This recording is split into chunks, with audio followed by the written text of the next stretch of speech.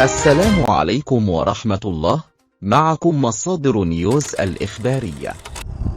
الكراكي لهذا خسرنا البرونزية. كشف مدرب منتخب المغرب وليد الكراكي أسباب خسارة منتخب بلاده للمباراة الأخيرة له في المونديال على المركز الثالث أمام كرواتيا. لقد تعلمنا كثيرا من هذه التجربة. نحن لسنا بعيدين عن المنتخبات الكبرى. وأضاف: خسرنا بسبب تفاصيل صغيرة.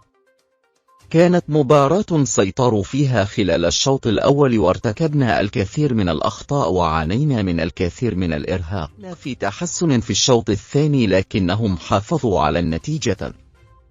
سنستيقظ غدا لنستوعب ما حققناه. عندما تخسر تكون دائما خائبا لأننا منافسون.